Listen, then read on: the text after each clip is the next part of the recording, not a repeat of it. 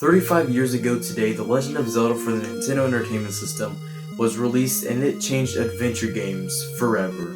The Legend of Zelda is one of Nintendo's most popular franchises, and it's easy to see why. It's an adventure series, and it's so easy to immerse yourself in the game. Even the linear games have such a great sense of adventure, and don't get me started on Breath of the Wild. Zelda has pumped out multiple genre-defining titles, Zelda 1 defining what a 2D adventure game is, Ocarina of Time defining what a 3D adventure game is, and Breath of the Wild defining what a non-linear 3D adventure game is.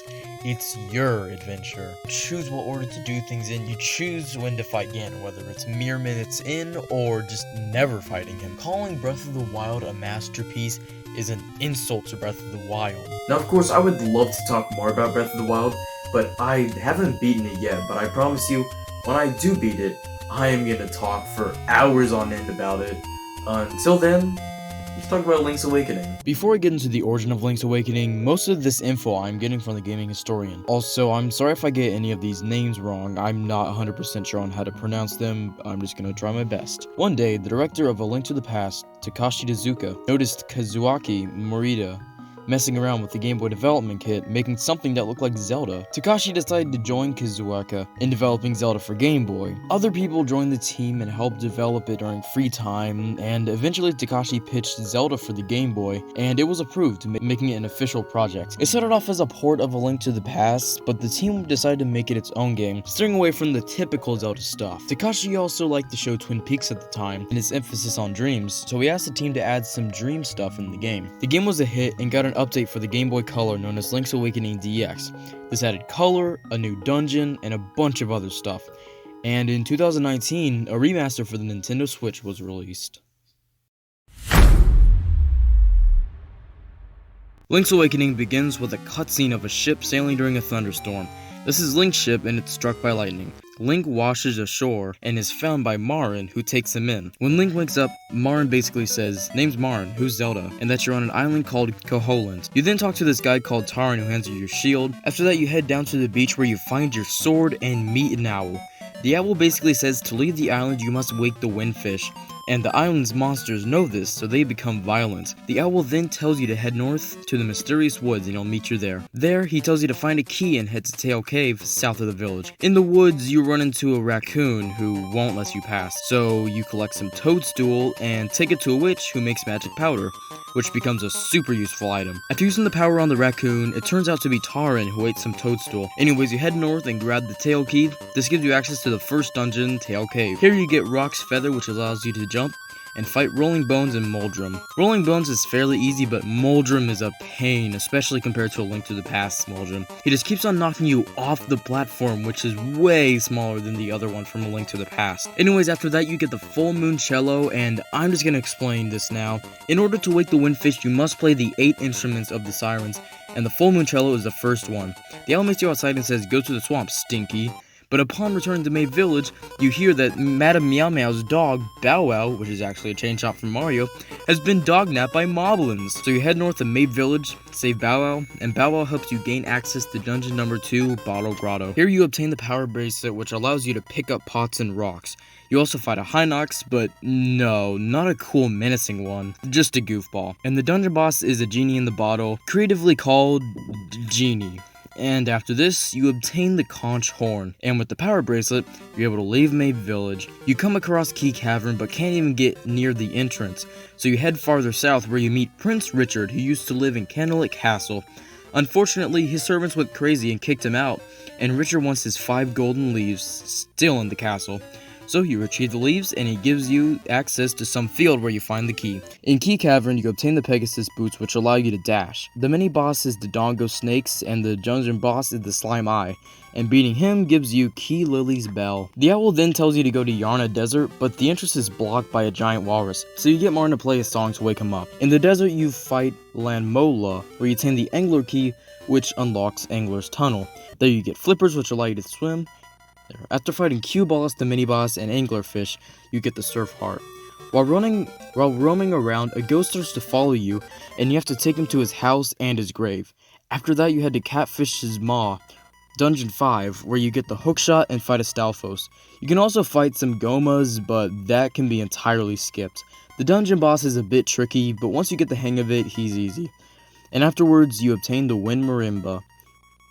The owl then sends you to Ancient Ruins, where you learn that Koholint is just a dream. Deep. Anyways, in the Face Shrine, you get the level 2 power bracelet and fight an annoying ass mini boss, Smasher. The dungeon boss is by far the easiest, just a face on the floor, drop bombs on it, boom, you got the coral triangle. You learn a song from a frog that can revive living things, so you use it to revive a flying chicken, and use it to get the key to Eagle's Tower, and oh boy, I hate this dungeon.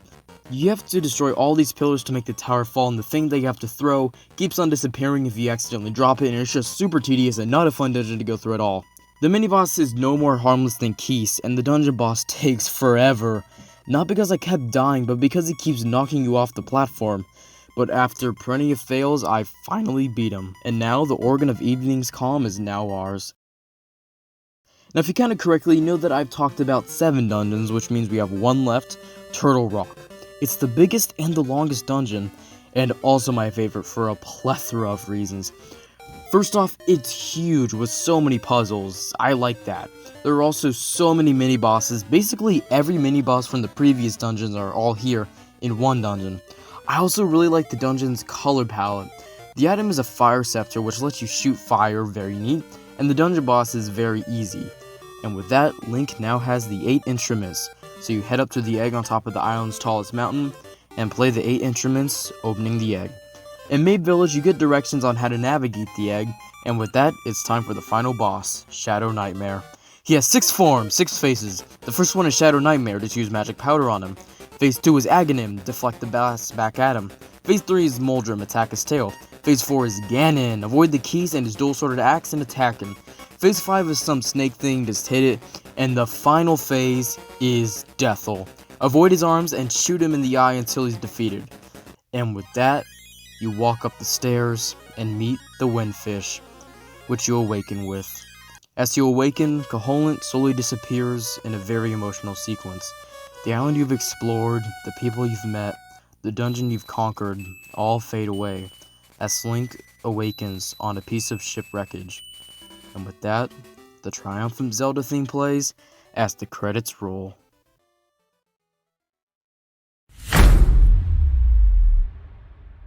First added to Link's Awakening DX, the Color Dungeon is a bonus optional dungeon that focuses on color-based puzzles. Completing the dungeon lets you get a new color tunic which either ups your attack or your defense. A huge part of the game is trading. Across the island you meet multiple people who you can trade with, and a majority of trading is required to progress in the story. And finishing the trade cycle rewards you with the Boomerang, which allows you to one-shot the final boss once he's in his final phase. Since this is a Zelda game, there are so many collectibles. Of course there are heart pieces. If you get 4 pieces you get 1 heart container. And there's also secret shells which allow you to upgrade your sword once you get a certain amount. The map is small, but for a Game Boy game, this is pretty impressive. There's a bit of every terrain on Koholint, such as a beach, prairie, mountains, and deserts. There are also multiple minigames to play around the island, plenty of things to do, people to meet, there's a lot of stuff here. Across the island, there are also phone houses that when you pick up the phone, you get hints. And in the store in Mabe Village, you can steal an item and get it for free, but you do pay. First off, when you re-enter the store, the shopkeeper kills you.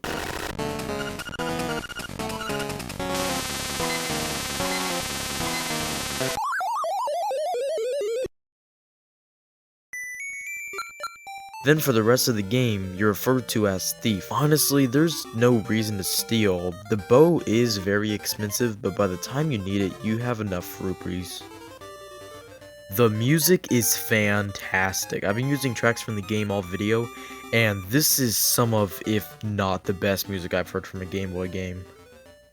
The game controls fairly well, and there was a really cool concept introduced here. In Link's Awakening, you can unequip your sword, and instead of your sword, you can equip 2 other items and combine them. For example, if you equip the bow and bombs and press AB at the same time, Link shoots bomb arrows. It's a cool concept, although having to constantly equip and unequip items gets really clunky over time. Since the Game Boy only has 4 buttons, they had to improvise, and it works, but it doesn't get any less annoying. Luckily, this was all fixed on the Switch Remaster, And hey, let's talk about that.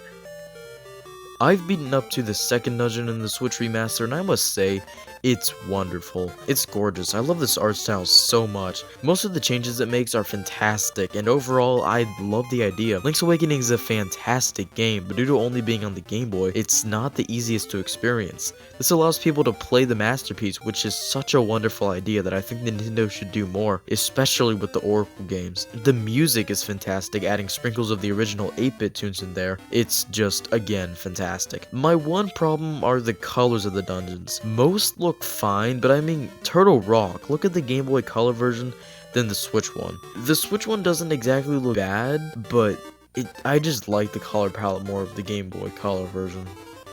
So if you want to play Link's Awakening, but you don't know which version to get, which version should you get? Depends on what you have. The Switch is a wonderful way to experience it, but if you want to play the older version, get DX. The original isn't bad, but DX is in color, has more content, and can be played on the original Game Boy.